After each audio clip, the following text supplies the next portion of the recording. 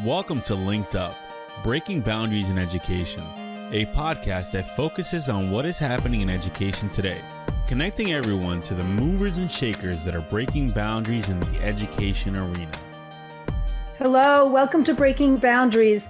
This is Jamie Sapino, and then we have our Jerry Kimball, not as we typically do. She still looks gorgeous, but why do we have a little panda face here, this cutie face? What happened, Jerry? Well, I wish I had a really amazing story to tell, but I don't. I tripped on the sidewalk. I was walking to my daughter's house, tripped on some uneven cement and just face planted and broke my nose.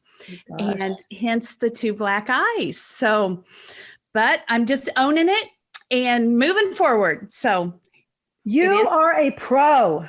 Yes. Seriously. What a trooper. Good for you. Well, yes. Glad to be here today. Yes, definitely. Yes, we want to be here today because, we have our today Canadian boundary breaking guest who's this music enthusiast, a basketball fanatic from what I read, right? Dog lover. He's a daddy and the author of two super popular books. And also, to top it all off, he's a motivator to all educators around the world, George Couros. And he needs no introduction, although I just gave a big one, didn't I? Because he is so big. He is this grand guy who we all look to. There is not a day that goes by where I get an email that does not have one of your quotes at the bottom in the signature. Always. Heavily quoted. And we'll talk about some of those today. But welcome, George. Thank you so much for joining us. Hey, I appreciate that introduction. I don't want to, it's going to be tough to live up to, but I think for me, a lot of people resonate with my work because I just share my learning. I'm not trying to tell anyone what they're to do, but really just kind of going through that process of what we're all trying to figure out right now. Yeah, for sure. And Jerry, you got to actually see him in person, right?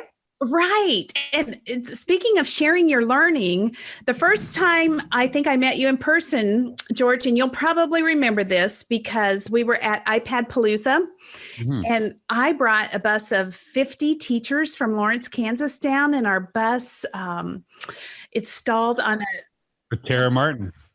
That's what I was going to say. Yeah, we stalled on the highway and you met Tara Martin, who at the time, I don't even think she was really on social media or doing much at all, but we all knew what a rock star you were and everyone wanted to meet you and have some time with you. And I was so impressed by the way you took her under your wing and really showed her the ropes. She was one of our teachers at the time. And so she shared a lot of those things with me.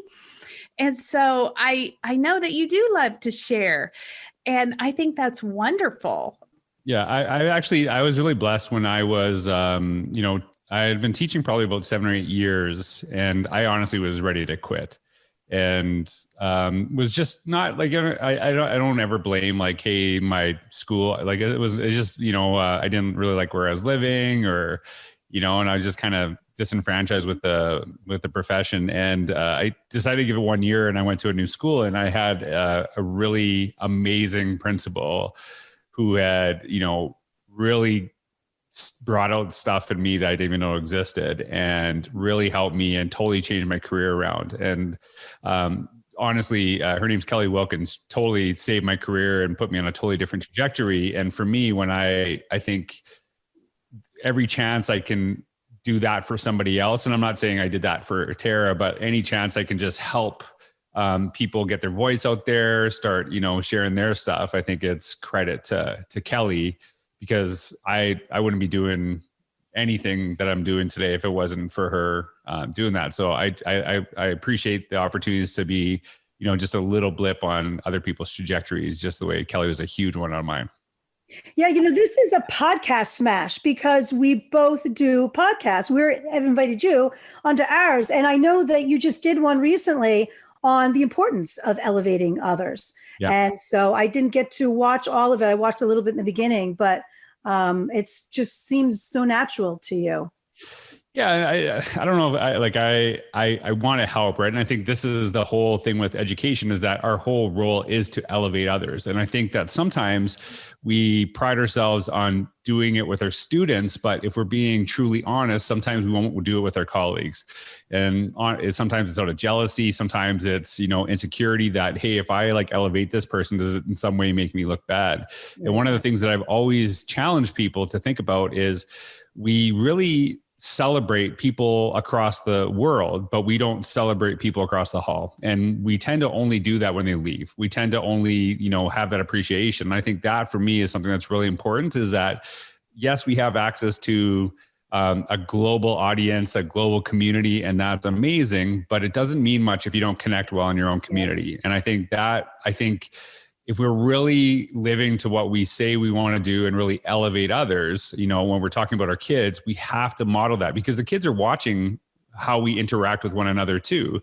And if, and it's somehow like, hey, we love kids, but like, as soon as you get out of school, we're not going to like you anymore. It's probably not the best message to have. So I think for me, it's really trying to appreciate people too early rather than too late.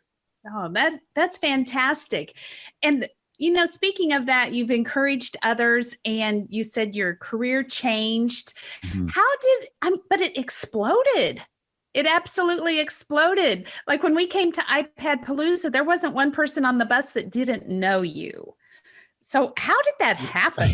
I don't know. I don't think that's true. And I think that in the spaces that we all connect, mm-hmm. I might be known by a lot of people, but I would actually say, like if you're looking at Twitter, things like that, that's like, if 1% of 1% of educators know who I am, I'd be astonished in reality. And then you look at, I see teachers on TikTok that have like 4 million followers, right? And they're not talking education. They're like doing dances in the classroom or whatever, and whatever, that's their thing and things like that. So I think for me, like I said earlier, I think people resonate because the people that I've connected with have resonated a lot with my stuff, because I try to share it in a space where, I point out the flaws and the stumbles that I have along the way, not pointing out, that happening to other people. I try to celebrate others and, kind of share my journey through that process. And I think people are looking, for that vulnerability in learning and connection. And, I think for me too, I think people connected. Like I actually, I totally, like you told me about 3 words from that story. And I remember exactly where I was. And that for me is like a very genuine thing, to have those experiences and to connect with people. And I remember that quite well. And like, sometimes I can't, like I can remember Twitter handles, but I can't remember faces for whatever reason. It's just a weird little thing. Oh, yeah. But that is how I was brought up. My family owned a restaurant. And when you walked in there, they genuinely made you feel like the most important person in the world, which is why they were so successful. They had awesome food, right? But there's a lot of restaurants that have awesome food that don't have clientele.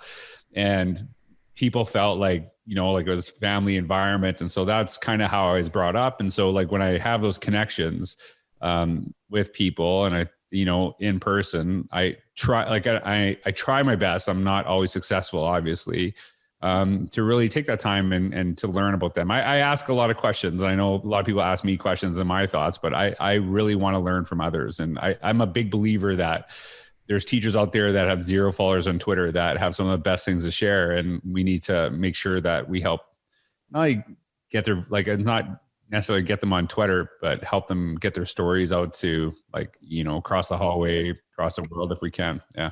Absolutely. Well, George, when did you come to the realization that we needed more innovation in our schools? Because you wrote the book Innovator's Mindset. When did you come to that realization? Well, it's actually interesting in the sense that I was a principal at the time. Like I was a principal for a couple of years. I was assistant principal for a couple of years, and we saw a lot of really significant shifts in our school. And some of the stuff that we were doing in our school, to be honest with you, was not being done in other schools in the district. And not that we were like better or anything. It was just we were doing some things different. And I was tapped on the shoulder by my superintendent, and we had talked about a position at central office, so I could work with other, staff, with other administrators. And we said, like, we're always talking about jobs that don't exist, like preparing kids for jobs that don't exist, but we're doing that in the same jobs. Like we have the exact same jobs. Yeah. So maybe let's create a different position. And then we actually came up with the title, Division Principal of Innovative Teaching and Learning. And what's interesting is that if you actually look and you see, 99% of school districts have something with innovation in someone's job title. I would say at the time, nobody did. We were probably the first one. But this being said, we had no clue what that meant. And like we just, it was like, it sounds good, right? Sure. And so part of my job was like to really identify, what does this even mean? Like when we're talking about innovative teaching and learning, what does this mean? And how is it just a cooler way to say technology? Is it a more hip, current way, or is it something different? And I think a lot of times you look at school districts that have like someone that's, focuses on innovation, right? But it's really the tech director that now is the innovative lead. Yeah. Right. And it's something really different. And and there's proof of this too, because it's very rare that the curriculum director changes their name to the innovative teaching and learning lead. It's usually the tech director that does that. Right. Where really we wanted to, I looked at innovation, it was about doing new and like finding new and better ways of learning, and thinking about it as both iteration or invention, as, a build on something we were already doing, or doing something totally different that we weren't doing before. And part of it was identifying that a lot of our teachers who didn't feel like they were innovative were actually doing amazing things, doing incredible learning with kids. They just weren't good with technology, right? Mm-hmm. And so that's the insinuation a lot of times. And we said, no, that's like sometimes actually technology makes things worse. Like I'll give you an example of this too, right? And it's hard for me to say this sometimes because I know it was like, it's an awesome invention, but the Scantron is like an innovation, is a technology that I actually think has made things worse, because why would I get kids to write out their thoughts when I can just get them to fill in a bubble and just, chip it through, right? And so that ease of use hasn't actually necessarily improved learning. It's, made grading easier, but has it improved learning? No. And so so these are the questions that we have to kind of like consider. And I'm not, like anyone that's listening, we're like, well, I do multiple choice tests and I throw them through. I'm not saying you should never do that. But I am saying you shouldn't do it all the time, because that is something that we kind of have to think about. And so really looking at innovation as just new and better ways of learning. And like, I've been challenged on this. So like, well, how do you know if it's innovation? I don't. It's really, it's unique to each school, to district, to the classroom. So if it's a better way of what you're doing currently, right, it's an innovation. But just doing new stuff, it doesn't mean it's innovative if it's not better. It has to be better. And I think that's part of it too, is that when you're looking at this, and I think part of it too is having discussion, well, how do we determine if it's better? Because some people will look at better as our kids are doing well in our tests. They can't think outside of school. They're not good at critical thinking, but they sure can memorize stuff. And so for me, that's a conversation we have to have. Is it improving scores? Is it improving learning? Because I actually really believe you can improve learning while improving scores, but I also believe that sometimes we improve scores, but don't improve learning. Right? Like we improve to be able to regurgitate for sure. Yeah. Yeah. So the innovation really is for teachers and for the students as well. 100%. And I think, when we're asking our staff, like, hey, we want to develop these characteristics, in our students. If you do not see them embodied by the people teaching it, then it's not going to work. But the other element of too, and I think this is really important, is that the idea of this has to be in leadership. So you see a lot of times administrators will have like boring PowerPoint, bullet points, and like, here's how you can improve your classroom. Yet they're using the most traditional practices. And I don't mean traditional in the sense of old practice, I'm meaning practice that doesn't actually help, right? Isn't changing the dynamic, isn't creating experiences for our teachers that we want replicated in our classrooms, because it's much easier to create something if you experience it as opposed to hearing about it because it becomes, we need to move it from the hypothetical to the practical in our classrooms. And so really kind of challenging, leaders to think differently about how they do professional learning, how they look at professional learning. And that was something that I, as an administrator, really tried to develop in my staff and how we utilize things. So like a really simple example, all my staff actually started their own portfolios, and we kind of connected them to how we did teacher evaluation, but we didn't add it on. We got rid of stuff that we were doing before and said, let's replace it with this. Right. And the reason that they started doing portfolios was because we wanted students doing portfolios, right? And so once they went through the experience, they had a better understanding from the viewpoint of a learner. But we use the exact same technology, same process with teachers that we use with kids. So they didn't have to learn this one for teachers and this one for kids. They knew it inside out. And so that was part of it. And then the innovation, and I think this is a really important aspect of my work. A lot of times when we talk about innovation, school districts are just moving from the new thing to the new thing to the new thing, but they never got good at the old thing, right? So we look at it as like, how do we actually focus on doing things in depth and innovating within that context, as opposed just to moving on to the next thing, right? And I think a lot of times ego gets in the way, that we want to feel like we're cutting edge by going onto the new thing, but then it leaves staff really overwhelmed and exhausted, because they're like, well, like we haven't even finished this. Like, what happened to that initiative, right? And so it's really looking at it as innovation as a focus on depth, as opposed to like surface level, things that look good on the outside but crumble once you actually, go into them.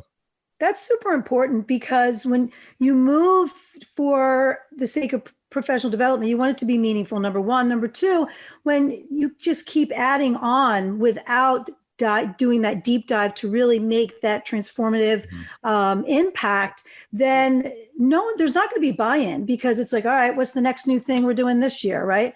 There has to be, and you have to pull everyone into it to be involved as well, just as you said with the portfolio, because there needs to be experience, buy-in, and ownership for it to really make sense. Yeah, and one of the, like, I understand this from mistakes I've made. Right. And I don't want to point at other schools. I point at myself. And so my first year as a principal, I remember very deliberately doing this. We'd have a staff meeting, a full day, PD day staff meeting once a month. And I would always take time at that staff meeting. And and there's a reason I would do this, right? I would do like, here's like 10 tools you could use, right? And I would just like zip through them as fast as possible. And the reason I did that is because if you go to like a big technology conference, the 100 tools in an hour sessions are always packed, right? We want like the newest thing. We want to see this. We want all the ideas in the world. And so I would do this, I would do this once a month, right? 10 tools this month, 10 tools this month. And by the end of that year, I could sense my staff hated technology. They're like, God, like, geez, like you're just bombarding us with this stuff, right? So then the following year, I said, like, hey, this approach is not working, and I'm owning it. So we have a committee, and we're looking at some of the things that we want to do. So we're going to actually focus on these 3 tools, and we actually use Twitter for professional learning, Google Apps for collaboration, and WordPress for portfolios. We're going to focus on these tools for the next 3 years. We're going to go deep into them. We've identified why they are going to last for at least 3 years. And, this was 11 years ago, and they're still relevant to this day. But you're going to know that the teacher across the hallway is using the exact same thing you're doing, right? And so to not inhibit people that were like really excited about technology, hey, if you want to go outside of those things, you can. You're more than welcome to. But we're not going to provide any support. You're on your own. You got to figure this out. And to be honest, they didn't care, because they were not people they were people just going out and exploring and trying new things. They didn't want professional development on that too. And part of that is, if you look at, for example, high schools, like we use WordPress for portfolios, and the focus was that every student would have the same portfolio space from kindergarten, grade 12 in our school district of 10,000 kids, no matter class, teacher, subject, grade, even school. And part of the reason what I have seen, and I still see to this day, is especially the high school level, the English teacher loves Weebly, the math teacher loves Google Sites, this person loves EduBlogs, this person loves, this site. And so we spend all this time teaching kids very similar technologies based on preference of the teacher, as opposed to all understanding the same technology and focusing on how do I use this in a really deep way in my learning. And some people will question, well, like, what about teacher autonomy? And sometimes we have to make these decisions, and I would never make them on my own, right? This is, we bring people together. And part of the reason that we started moving that way, and I was actually shocked at this, I remember working with an elementary staff one time, and I asked them this question, and I was not expecting the answer that I got. I said, look, if you could pick whatever you wanted to pick using technology, would you rather have that, or would you rather me pick something for you and provide you support? And they're like, just please pick. We don't even know where to start. Right. And so a lot of people that are very reluctant with technology, they know they should be using it in some capacity. They just don't know where to begin because there's so many choices. There's so many options, and they just want to make sure they're supported. And so if someone else is making that decision, so we said, look, we believe the autonomy is in, when we're doing these portfolios, is actually in what you put into them, right? You might use video, and it could be from YouTube. You might use photos, and you can post them from Instagram. But we're all going to be using the same thing, so that when you're the grade 11 physics teacher, you don't really understand how the portfolios are put together. All you have to say to the kids is throw that in your portfolio, and the kid has been using the exact same platform for 10, 11 years prior.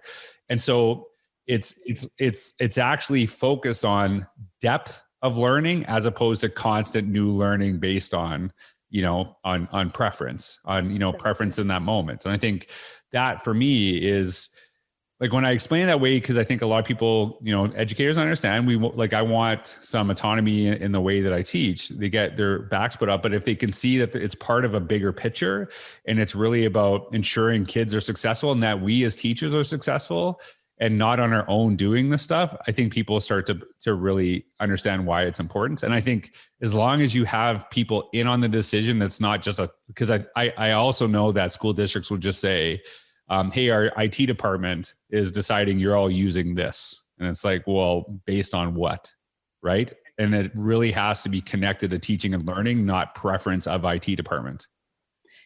And COVID has really exposed some of that. You were so far ahead of things because parents are saying, why is this teacher on this and that teacher? I think parents and remote learning appreciates when a district has gone in the direction that you're talking about.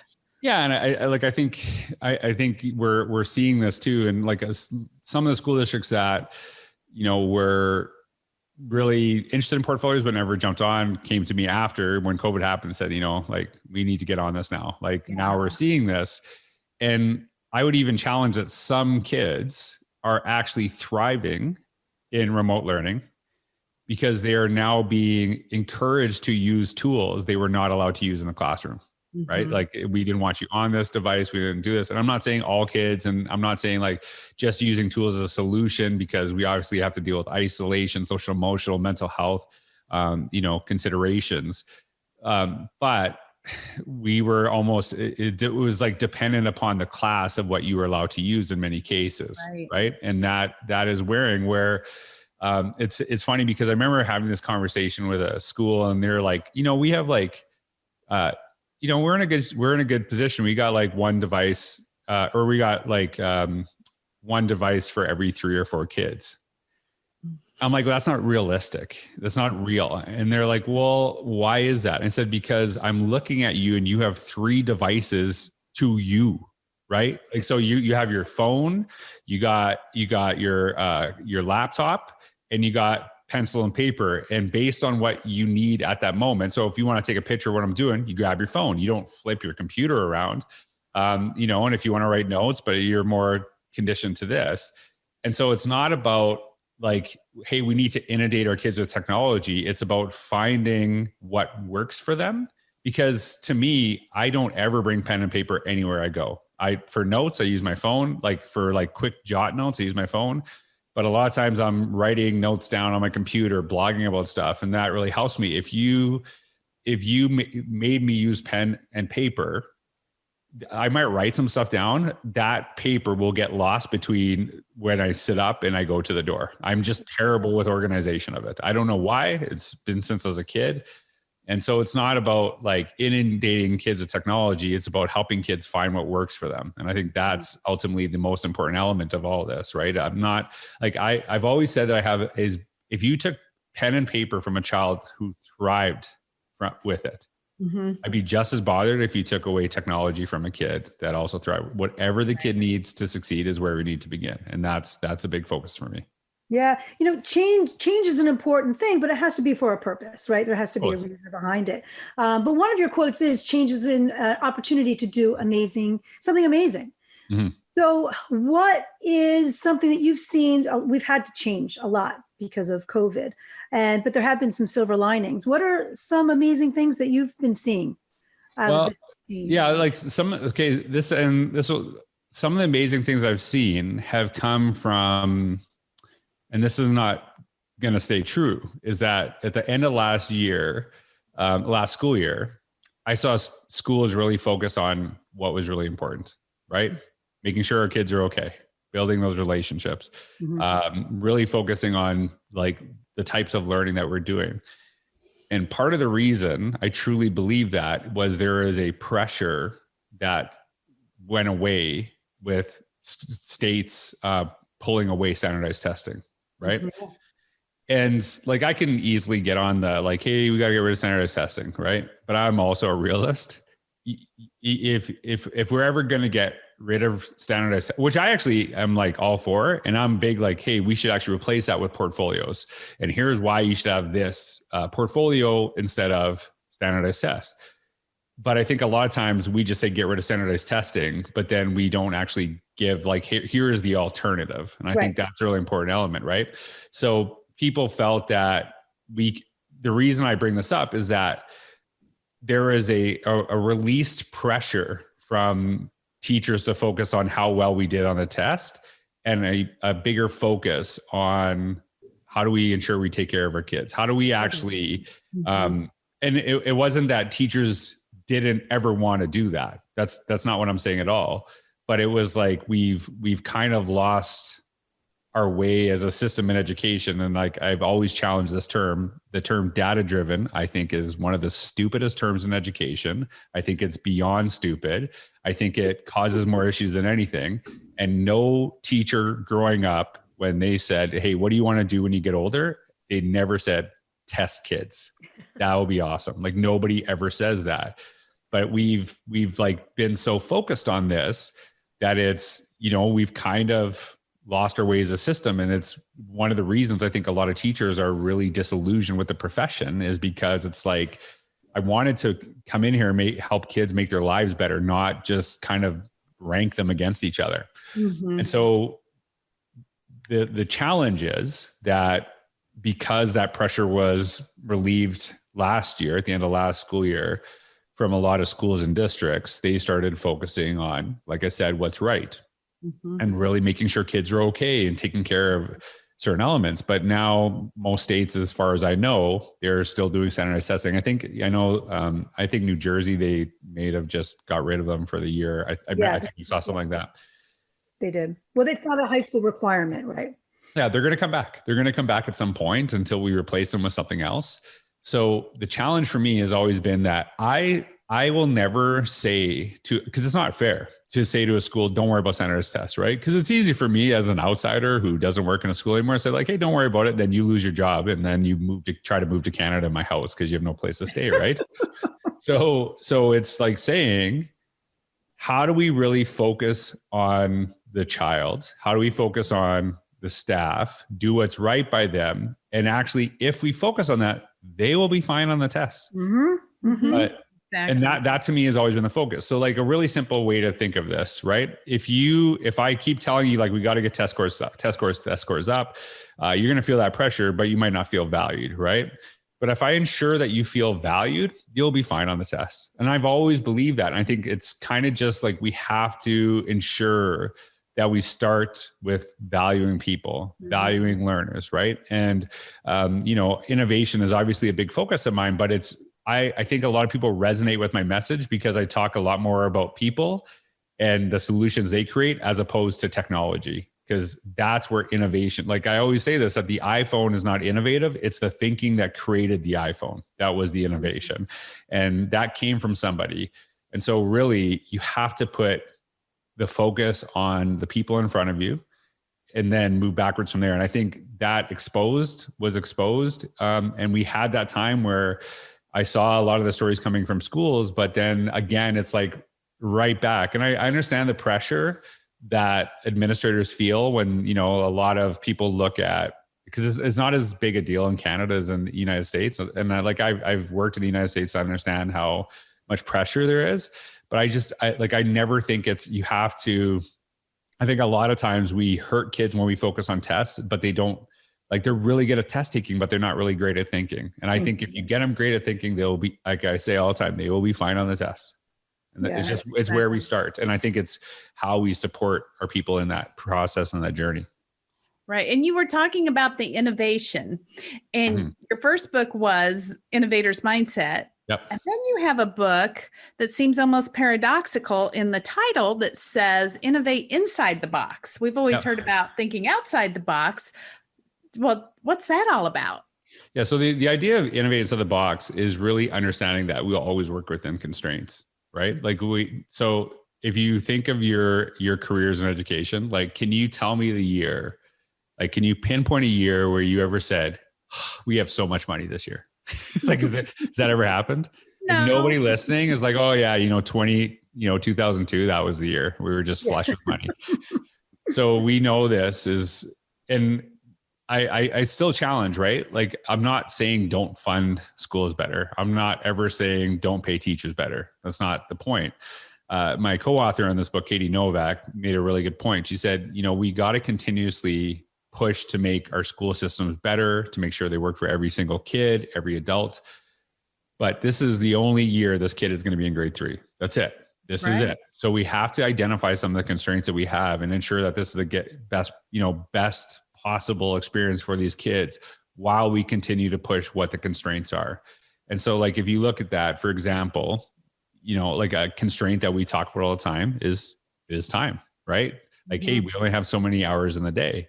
And so how do you innovate inside of that? So the example I always give is when I work with schools and districts, I always say to them, I am very well aware how busy you are. My goal is not to add time to your day. My goal is to get you to think different about how you utilize that time. Because I am a very big believer in the importance of having a personal life to be able to do things outside of school. And I think if you look at education, and you look at it, so I went to school in the 80s. I don't know what decades you went into school, but it doesn't matter the decade you went. The start and end time of the school day was pretty much the same, right? Yet the demands go up exponentially every single year. And so how are we getting this, so we have to start having some conversations about this. We're sitting here on this podcast. I've learned a lot about how to podcast, publish this, get it on YouTube. Is this a basic skill? Do we need to spend, and I hate even saying this because people get mad about it. Do we need to spend the same amount of time on cursive that we did when I was in school? Right? Because people are crazy about cursive, right? It's a whole thing. Oh, I know. Yes. I'm not saying don't teach it. I'm not saying, I think it's actually very important that we learn to read it because we have to ensure that we keep messages from the past that we can, articulate that. But even having the conversation with staff, we used to say hey, even if I asked today, the one of my favorite lines is the 3 R's, right? Reading, writing, and arithmetic, which only one of them actually starts with an R. And I'm we should have got the reading down first because we're spelling that. I guess they all have R's in them, but whatever. But good point. there is we have to have conversations what are the basics? What are the basic things that we need to teach, right? So I would actually challenge, and this is, I think, really important, is financial literacy is a basic skill we should be teaching in school. And I don't, like, when I walked out of school, I had no comprehension of how credit cards worked, about saving money, compound interest, and things like that. And so some people say, well, that's not really that important. Well, I actually think it's very important for my own kids, my own children, to teach them that. And I teach them that. And I have access to information that my parents didn't have. I want my kids to be able to read and write. I want my kids to be able to understand basic math. But a lot of the things that we, if you think of the, certain time in history, probably milking a cow was the basic skill that you had to know. I don't know. I wasn't born in that time. My parents grew up in Greece. I'm telling you straight up, when they were kids, they had to know the basic of milking goats, right? So that was like a basic skill they had to learn. And so I think it's having those conversations, like, how are we utilizing our time? What are we doing with this? And so part of it is like, hey, there are constraints in every single field in the world. Even Apple has constraints. It might not seem like that to the realm of an educator. But what you can put in an iPhone that's like this size is a constraint. And so it's identifying that there always will be constraints in our world. How do we innovate with inside that space while continuously pushing the edges of what we're able to do in education? And people kind of think outside the box, and I understand that concept, but the reality of it is, some people will say, like, we need to get rid of standardized testing. Okay, that's great. That's not happening because that's something we don't actually control. So it's like, okay, we still have to do standardized testing. We still have to do this, but how do we ensure we do what's best for kids while ensuring that we have to deal with that constraint as well? Right. So I think that's kind of the connection. And really working with inside the box and in those constraints, you have to be so much more creative and innovative than if you had the world at your fingertips. And it's really easy to say, well, we can't do that because of this. Yeah. Right. And so I've just learned not to think that way. I've learned to really kind of push my thinking and say, okay, so that is an issue we have to deal with. And this is something but how do we still find a way to do what's best for our kids, for ourselves? And like, one of the things I've grown with is I've, really have always said we need to do what's best for kids. And I still 100% believe that. But I think that sometimes my approach was maybe detrimental to teachers, right? And what I've grown to understand is that really how you take care of your educators and make sure that they get what they need is actually doing what's best for kids. Right. And you look at, for example, like, we are having a huge focus on mental health, right? And I think that's great. I think it's really important. But the question is, for me, when we look at how we do in professional learning, are we creating the issues that are causing, struggles with mental health, and then offering yoga at the end of the day, right? As opposed to saying, like, hey, maybe we shouldn't be bombarding you with this. So, like, as I worked in central office for years, and my approach was different than some of what I saw. The way that I saw my job at central office was I was there to remove as many barriers away from my teachers so they could just teach as possible. What I saw a lot, and I'm not saying this necessarily about my own school district, but, working with a lot of schools, is like, how can I put up little obstacles for our teachers to justify my job here at central office? Mm-hmm. And then we're like, why are they so overworked? Well, because you make them do 83 surveys in January to justify your work. Can we get rid of that? And so it's like, so that was a really big thing for me, was how do I take stuff off the plate from that role? How do I, ensure that I can, work within that system? And I think that, to me, is really kind of like what we have to identify with our schools and our communities. And like, these are some of the constraints, and some of the constraints, if we're being honest, we have created ourselves. And so if we've created them, then we can actually get rid of them too. Right. Yes. Yeah, I think teachers would applaud that for sure. Agreed. Yes. Agreed. Yeah, for sure. So, when administrators are coming up with initiatives, right, they need to have a vision. And, we've been talking today about, thinking and growing and making change. So you have come up with 3 questions that guide vision. What is the basis for that? What are the 3 questions? To see if you know. I'm going to test you. What are the 3 questions? Well, I have them right here in front of me. So what are they? What are they? What if I had my reading glasses on, I can actually see them. This is from one of my books years ago, I'm assuming. Yeah, I know, but it really made a difference for me because it frames it, right? It frames the purpose for and where you want to go, and really establishing the why and methods behind it. So, like, what is the vision for the work that I am doing, and how am I making that vision come true, right? Okay. So that's a good one, George. Oh, that's a good one, George. Good one. Yeah, right. How am I building capacity and connecting others in this position?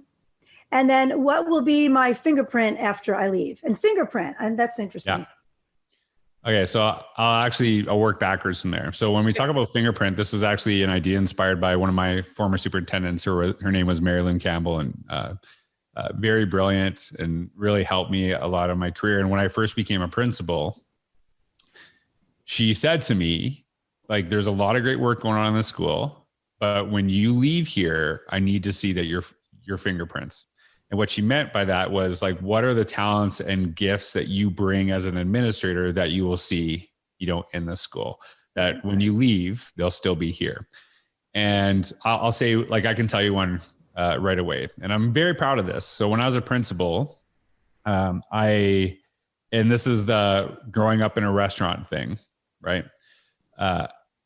Is very important to me, the environment that you walk into, right? What it feels like, it tells you stuff right away. So an example I always give is when you walk into a school, before you get into the office, how many times do you read no or don't, right?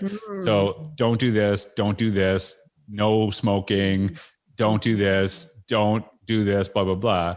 And then, hey kids, you can change the world. Right. And it's like, well, I've been told 8 times no before I even got to you. Right. One thing I challenge, right? Cause every educator I talk to will say, like, I don't know one that doesn't say relationships are not important.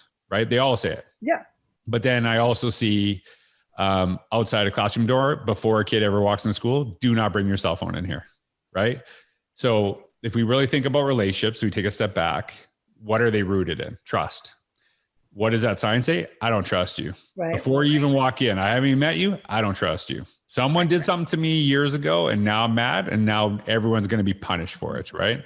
And a lot of our policies and a lot of our things that we do in school are based on someone did something before. And then, like, don't take lunch out of don't take someone's lunch out of the fridge. Didn't just appear. Someone got mad one day because their lunch was taken on the fridge, and then they wrote a sign in anger. Right. And that's what they put on the fridge. And there's a gentleman named Dr. Martin Brokenleg, and he shared a really good point. And I've seen this sign a million times, and people listening, and I'm sure you have seen a variation of this. You'll see at the front of a school, for the safety of our kids, please check in upon arrival. So what does that insinuate to people walking in your building? It's not safe. It's the first thing it says. So what Dr. Martin Brokenleg said, and I thought was beautiful, he said, why can't you just say, upon arrival, we love to welcome all visitors. Please come say hi at the office. So you actually got the same objective, totally different feeling in that room.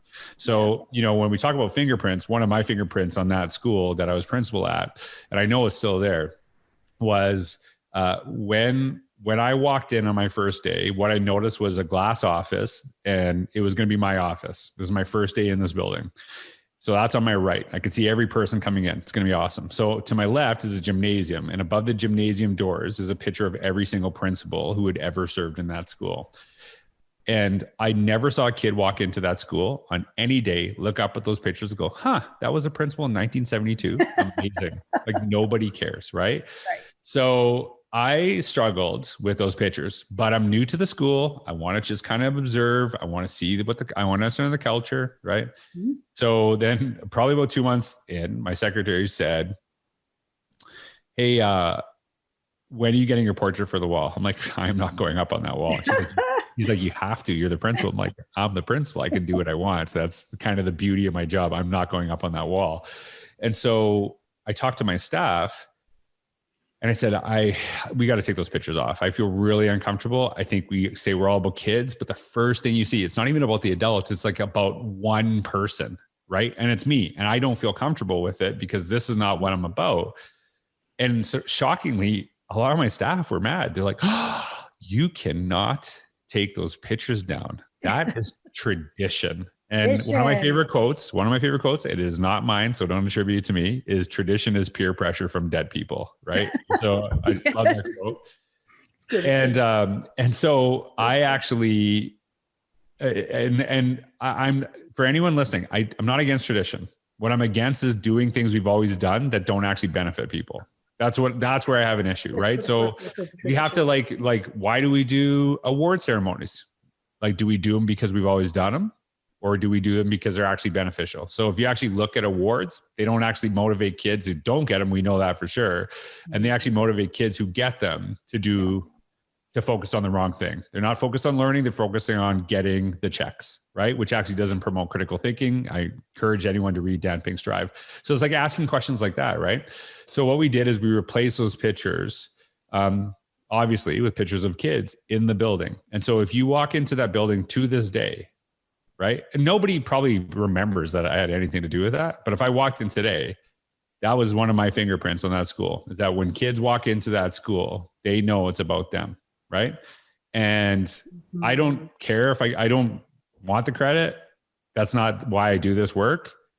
But I do want kids to know that they're cared about when they walk. And I know that's just such a little part of it, but it also, I think, reminds people that work in that building why we're here when you walk in. And like, who cares about the principal picture? Like, it's amazing to me that we say kids are narcissistic because they're posting selfies on Instagram when we used to post portraits of ourselves on walls. But that's a whole other thing, right?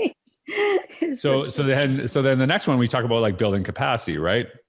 I think this is something I've struggled with in the sense that you have to, like, we always talk about when we're administrators that we want to, be able to leave our school, that all the systems and all the things that we put in place will live long after us, no matter who takes over. I don't believe that. I think one person can totally change a culture. And I think one person can totally destroy a culture. So if I have all of these things in place, it might take longer, but eventually, so we have to be really thoughtful of like who we put in those spaces and what we do. But like thinking about building capacity. So as an administrator, as person that worked with helping teachers see powerful use of technology and innovative teaching practice in their classroom, sometimes what I would get to do, so luckily, and it's part of the reason that I know the stuff that I do, is I would get to see amazing teachers teach all of the time, right? So I'm in this grade 2 classroom. They're doing something that blows me away. They don't need my help, right? They're already far exceeded what I could have to do in that classroom, right?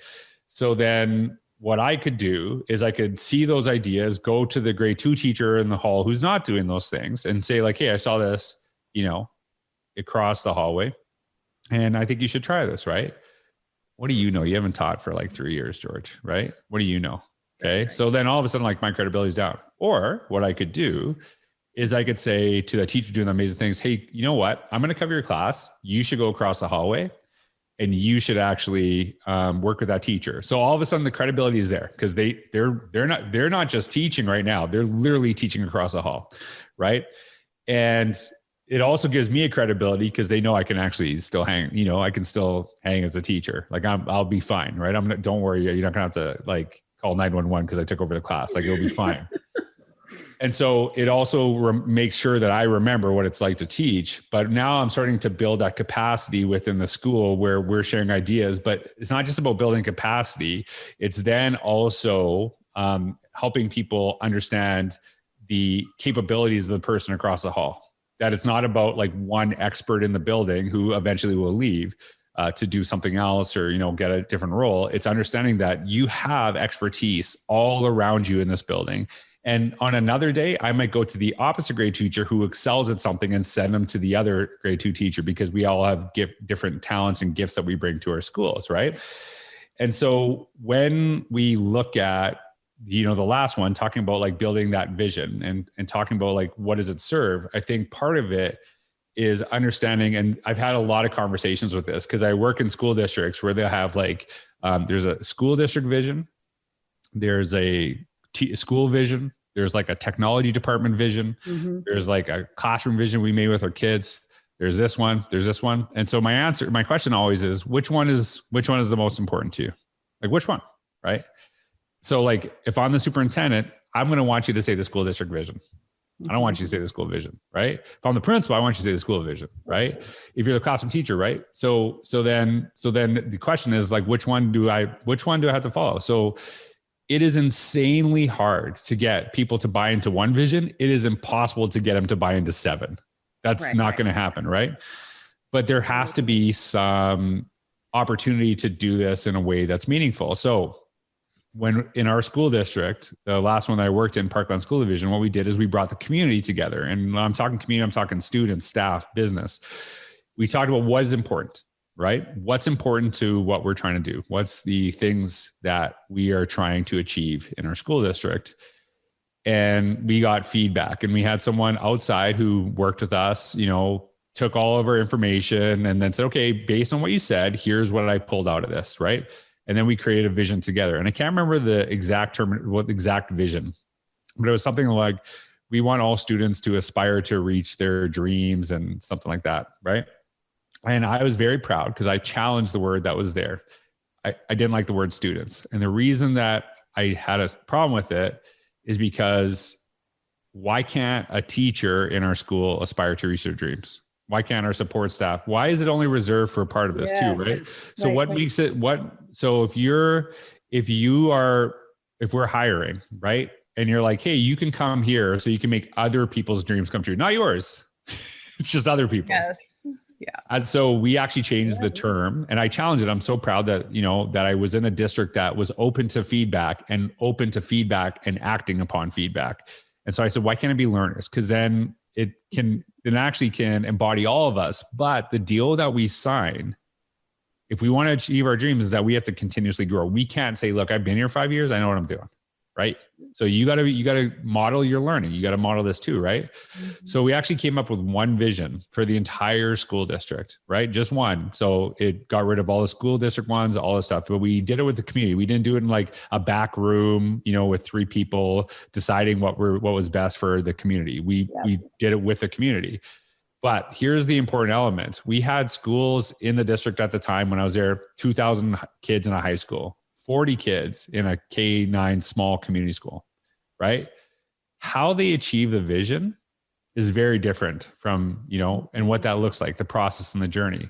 So we wanted people all going to the same destination, but we wanted people to find their own pathways to get there. Mm-hmm. And I think that's a really important element, not only as a school community, but as an individual, how I get to a certain place.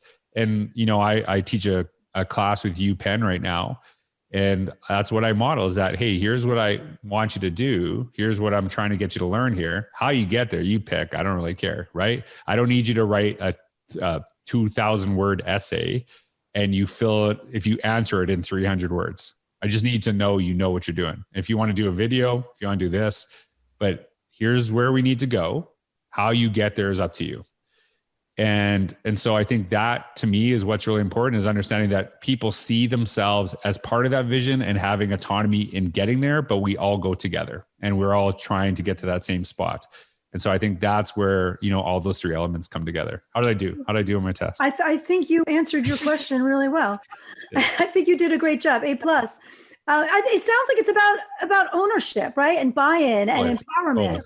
Totally. Yeah. And that for me is relationship building in order. Yeah, it is. It is like, it is hard. It is hard because like I struggle sometimes that like I'm not a good delegator. I'm great. If I ever believe I could just do that myself, I'll do it.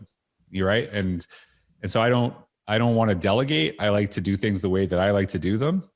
And I think a lot of teachers are this way, and I understand why. And it's, but when we try to, get our kids to do something, we have to be comfortable that the way they do things will be different than us, right? Because I'm not, and I actually just put together a speaking course. And so I have a beautiful opportunity to speak all over the world. And even though I'm doing it from home, I'm still speaking to, countries and schools and districts all over the world right now. And one of the things that I said to them is like, hey, I'm going to share some of the things that really worked for me, but I'm not trying to train mini Georges. What I'm trying to get you to do is bring out your authentic self. Yeah. Is that there's structures and things that I use that are really helpful to me that I'm going to share with you. But at the end of the day, I don't need you to be gimmicky. I don't need you to pretend you're me. I need you to be yourself, because people resonate with people that speak who they feel are authentic themselves. I can tell right away if you're putting on a show. I can tell if you're fake crying, right? And as soon as I feel that, I'm out. I have no interest in listening to you. And so part of it is actually is working with people saying like, hey, here's some things that work with me. And I say this to the staff all the time. And I think this is why a lot of people connect with my work. I'm not here to give you solutions. I'm here to share ideas. You create the solutions. That's not my job. I don't know your community. I don't know the context that you work in. Right. But I can share ideas. I can share things that I have. And I think, especially as someone who doesn't teach in a classroom every single day, like in a K-12 classroom, I don't really ever get pushback like, well, you don't understand, you don't teach. Well, I don't talk about teaching. I talk about learning, which I do every day. And if I don't do every day, that's probably a bad sign of me as a person. So I'm not here to tell you how to teach. I'm just share some ideas and you take them and do whatever you want with them, right? And if you find something there that's useful and you can utilize. But I think part of it is a lot of times teachers get bothered, rightfully so, as I would, when people say, this is how you need to teach. Because you don't know my class. You've never been in here. It's like, that's not the approach that I take with people. It's like, hey, here's some ideas. I've seen this work here. I've used this in my experience. How do you make that work in your class? So see what you can figure out with that. And if it works for you, great. And if it doesn't, but I think that's an approach especially for professional learning. We need to do more is, hey, we're here to share ideas, not, we want our kids to be critical thinkers and, figure out their own solutions to problems. So it doesn't really work well when we say, this is how you have to exactly teach. Mm-hmm. It's like the opposite of what we're trying to develop in our kids. Right. Yeah. Exactly.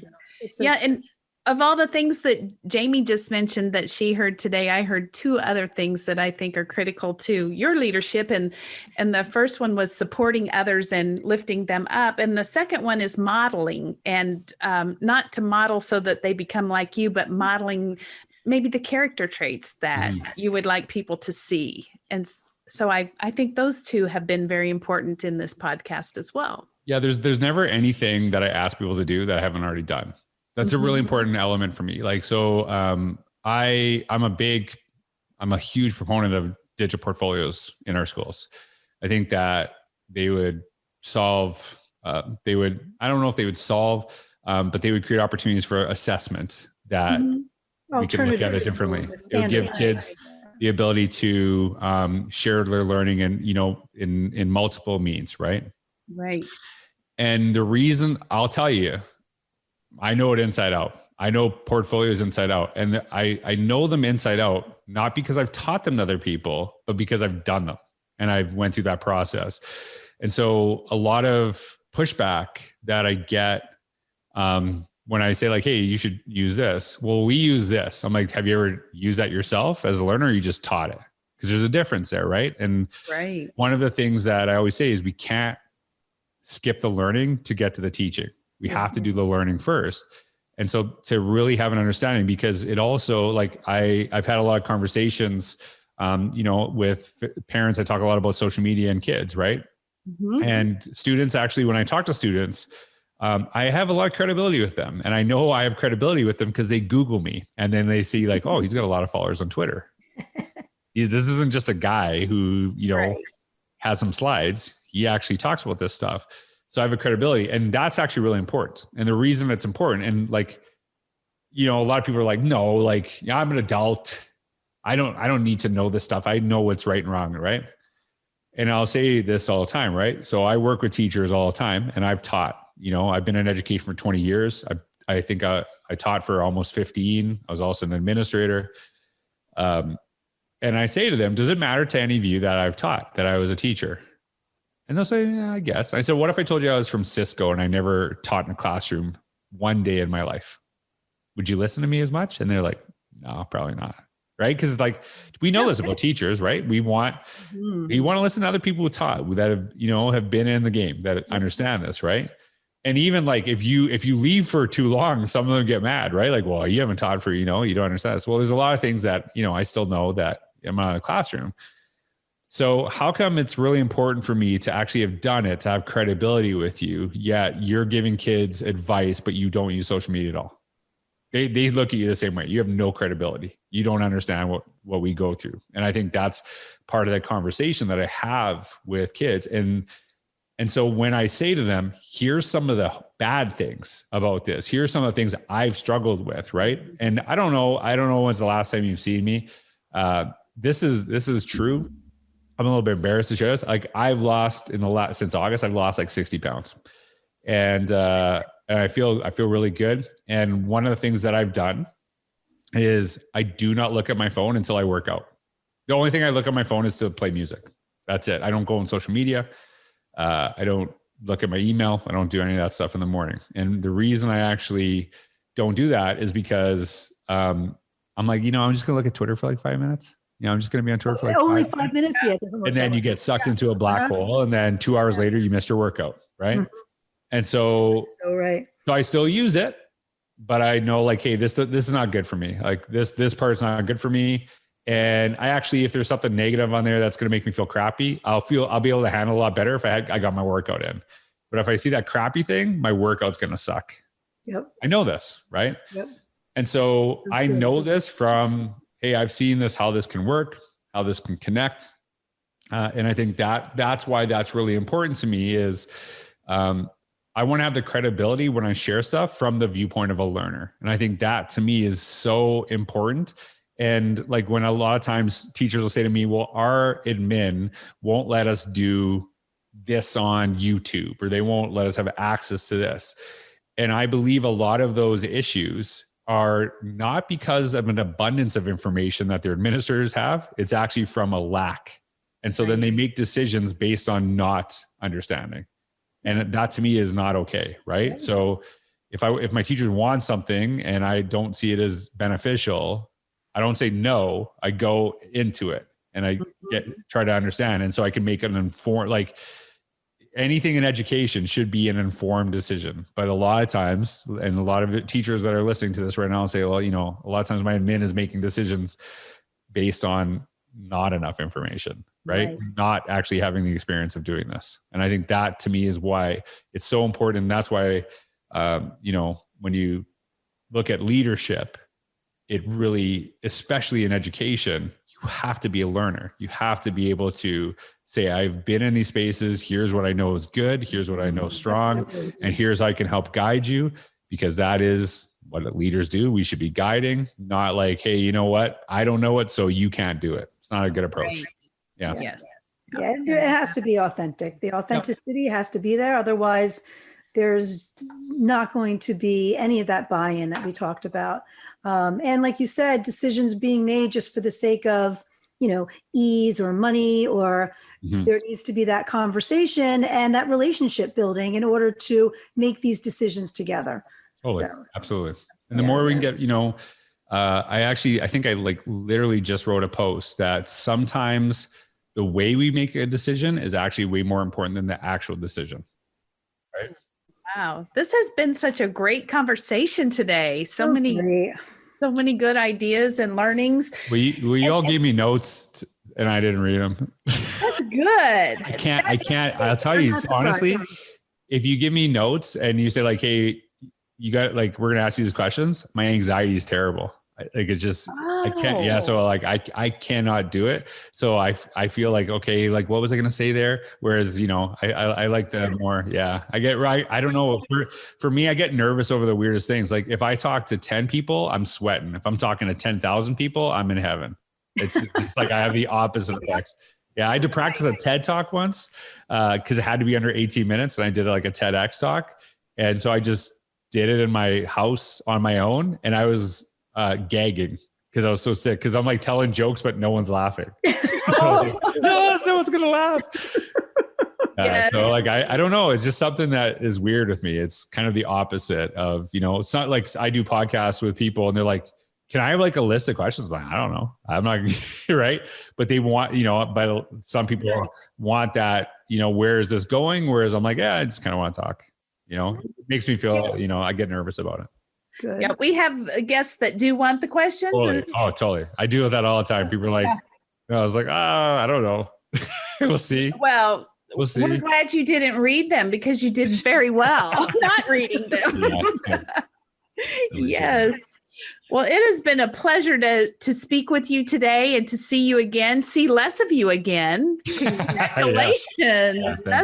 That's an accomplishment in itself. Yes. You know, it sounds like you really I think, you know, maybe with starting a family, you're taking the time to say, you know what, I need to slow things down. And, you know, between I started putting my phone downstairs and I don't put it up in the bedroom anymore because I would just grab it and, you know, I have early calls. And so I just move it out. It's important to look at those boundaries and really make decisions for yourself sometimes and being able to be in the moment with your family. I have a high schooler and college age, and Jerry has older ones, and you hear it all the time. It goes so fast. So it really is so important.